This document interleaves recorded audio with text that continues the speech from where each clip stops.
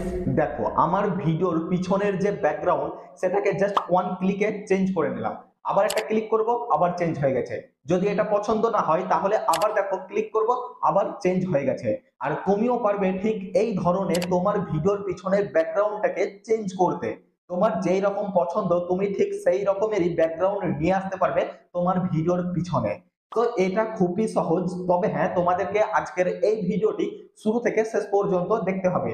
তার কারণ আজকের এই ভিডিওতে আমি সমস্ত প্রসেস তোমাদেরকে স্টেপ বাই স্টেপ করে দেখিয়ে দেবো। তোমরা যখনই বুঝতে পারবে এটা কিভাবে করা সম্ভব, তখনই কিন্তু তোমরা খুবই সহজে তোমার হাতে থাকা স্মার্টফোনটি দিয়েই তুমি তোমার ভিডিওর ব্যাকগ্রাউন্ডটিকে এইভাবে পরিবর্তন করতে পারবে। তো চলো আর বেশি কথা না বাড়িয়ে এখনই শুরু করি আজকের মেন ভিডিওটি। কিন্তু তার আগে প্রতিবারের মতো ছোট্ট একটি কথা। সো হ্যালো এন্ড আসসালামু আলাইকুম বন্ধুরা। সো আমি সোহেল এবং তোমরা দেখছো টেক সোহেল ইউটিউব চ্যানেল। যদি চ্যানেলটিকে এখনো পর্যন্ত সাবস্ক্রাইব না করে থাকো তাহলে চ্যানেলটিকে এখনই সাবস্ক্রাইব করে পাশে থাকা বেল বাটনটি অল প্রেস করে দাও, যাতে পরবর্তীতে এই টপিকের ভিডিও আমরা যখনই আপলোড করব ভিডিওর নোটিফিকেশন সবার প্রথমে তোমার কাছে পৌঁছে যায়। ভিডিওর ব্যাকগ্রাউন্ড চেঞ্জ করার জন্য তোমার মোবাইলে দুটো অ্যাপ্লিকেশন বেসিক্যালি ইনস্টল করে নিতে হবে। তো প্রথম অ্যাপ্লিকেশনটি হচ্ছে ক্যাপকাট। এটা হলো একটি ভিডিও এডিটিং অ্যাপ্লিকেশন। তোমরা হয়তো এই অ্যাপ্লিকেশনের সম্বন্ধে অনেকেই জানো, অথবা তোমাদের হয়তো মোবাইলে অলরেডি এটা ইনস্টল করাও রয়েছে। আর যদি এটা ইনস্টল না করা থাকে তাহলে তোমরা এখনই গিয়ে আর 2 নম্বর যে অ্যাপ্লিকেশনটি তোমাদের প্রয়োজন হবে সেটা হচ্ছে একটি ভিপিএন অ্যাপ্লিকেশন। যে কোনো একটি ভিপিএন অ্যাপ্লিকেশন তোমরা ইনস্টল করে নাও। কারণ বন্ধুরা, ক্যাপকাট অ্যাপ্লিকেশনটি ইন্ডিয়াতে ব্যান থাকার কারণে তোমাদেরকে ভিপিএন ইউজ করতে হবে। ভিপিএন ইউজ করলে তোমরা ক্যাপকাট অ্যাপ্লিকেশনের ভিতরে অনেক এক্সট্রা ফিচার্স তোমরা পেয়ে যাবে, যেগুলি তোমরা তোমাদের ভিডিও এডিটিং এ ইউজ করতে পারবে। এবার তারপর কি করবে দেখো, তারপর তুমি ক্রোম ব্রাউজারে যাবে। ক্রোম ব্রাউজারে যাওয়ার পর এখান থেকে তুমি তোমার পছন্দ মতো ভিডিওর পিছনে যে ব্যাকগ্রাউন্ডটি লাগাতে চাও সেই ব্যাকগ্রাউন্ডটি ডাউনলোড করে নাও। তুমি যদি মনে করো যে তুমি এখানে গুগলে গিয়ে সার্চ করবে ইউটিউব সেটআপ রোম ব্যাকগ্রাউন্ড, এটা সার্চ করার পর দেখো কিছু এই রকমের ব্যাকগ্রাউন্ড তোমরা পেয়ে যাবে। এবার এই ব্যাকগ্রাউন্ড গুলিকেও তোমরা ইউজ করতে পারবে। তো এখান থেকে এক্সাম্পল তোমাদেরকে দেখানোর জন্য আমি একটি ব্যাকগ্রাউন্ড এখানে ডাউনলোড করে নিলাম। এবার ডাউনলোড করে নেওয়ার পর কি করব, সবার প্রথমে ভিপিএনটি কানেক্ট করব যে কোনো একটি বাইরের সার্ভারের সাথে। এবার ভিপিএন তো কানেক্ট হয়ে গেল।